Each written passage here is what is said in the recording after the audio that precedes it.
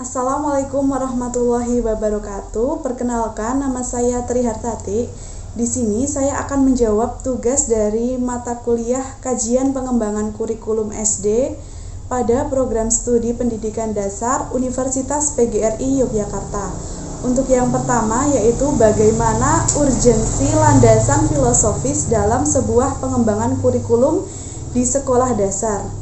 Sebelum itu kita maknai dari filosofi sendiri adalah upaya berpikir dalam tataran paling umum dengan cara sistematik mengenai semua hal di alam semesta atau mengenai semua realitas.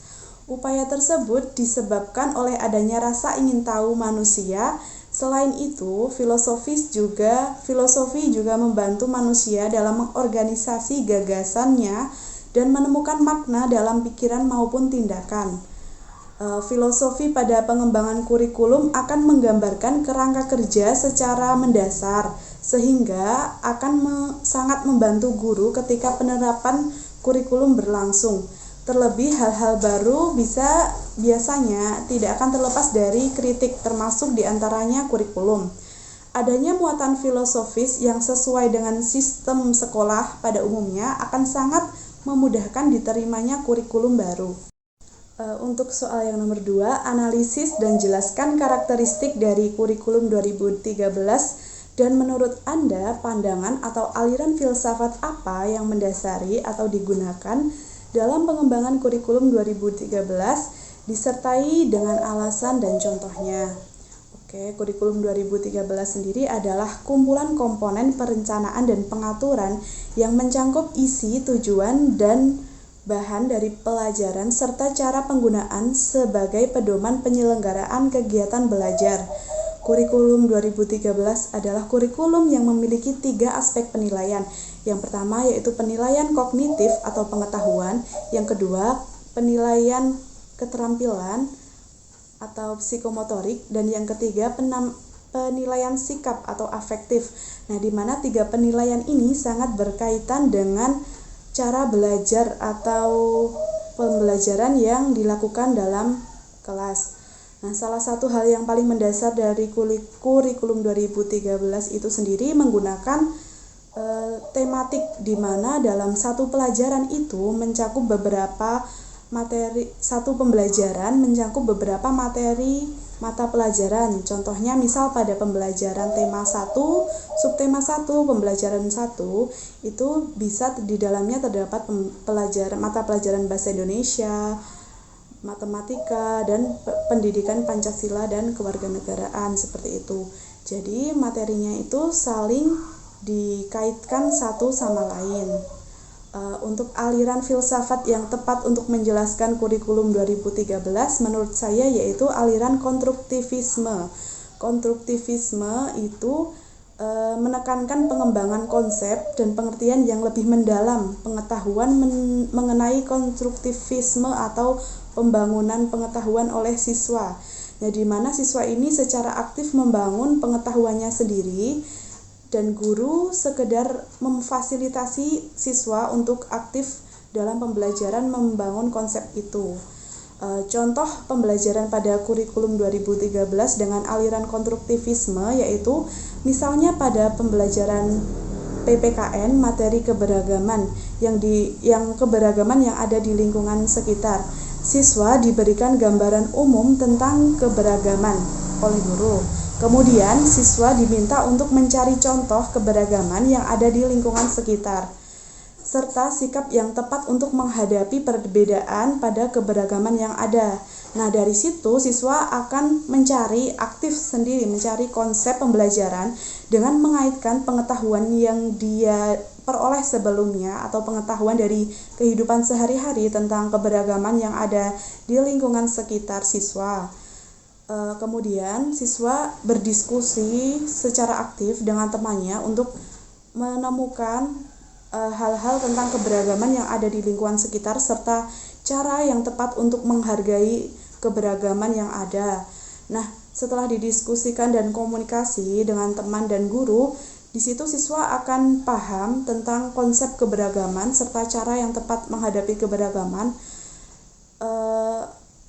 dengan menyusun pengetahuannya sendiri, dan guru di situ memberikan fasilitas dan memberikan penguatan di akhir tentang konsep keberagaman yang tepat seperti itu. Lanjut untuk soal nomor 3, analisis dan jelaskan karakteristik dari kurikulum merdeka. Dan menurut Anda, pandangan atau aliran filsafat apa yang mendasari digunakan dalam kurikulum merdeka? Disertai alasan dan contohnya. Oke, kurikulum merdeka sendiri yaitu kurikulum dengan pembelajaran intrakurikuler, di mana beragam di dalam konten akan lebih optimal agar peserta didik memiliki cukup waktu untuk mendalami konsep dan menguatkan kompetensi. Adapun beberapa karakteristik dari kurikulum merdeka belajar adalah yang pertama, fokus terhadap materi yang esensial. Ya, di mana kurikulum merdeka ini akan lebih fokus kepada materi-materi yang esensial penting. Oleh karena itu beban belajar di setiap mata pelajaran itu akan menjadi lebih sedikit. Berbeda dengan kurikulum 2013 yang dimana dalam satu pembelajaran itu tematik, terdapat beberapa materi pelajaran, mata pelajaran misalnya bahasa Indonesia, matematika, dan PPKN. Di kurikulum merdeka ini siswa kembali belajar satu pembelajaran itu satu mata pelajaran.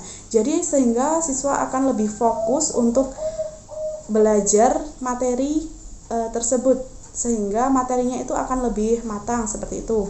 Yang kedua, lebih fleksibel. Kenapa bisa dikatakan lebih fleksibel? Karena dalam kurikulum merdeka ini dinilai lebih fleksibel dari sebelumnya. Artinya guru, siswa, dan sekolah itu lebih merdeka dan lebih leluasa untuk melaksanakan kegiatan pembelajaran di sekolah. Yang ketiga yaitu tersedia perangkat ajar yang cukup banyak. Nah, dalam kurikulum merdeka ini guru dibebaskan untuk menggunakan perangkat ajar yang cukup banyak, mulai dari buku pelajaran, asesmen literasi dan numerasi, modul ajar, dan lain-lainnya. Menurut saya, aliran filsafat yang mendasari digunakan dalam kurikulum merdeka yaitu aliran filsafat progresivisme, di mana progresivisme dapat diartikan sebagai suatu aliran filsafat yang mengadvokasi kemajuan untuk mencapai perubahan yang diinginkan.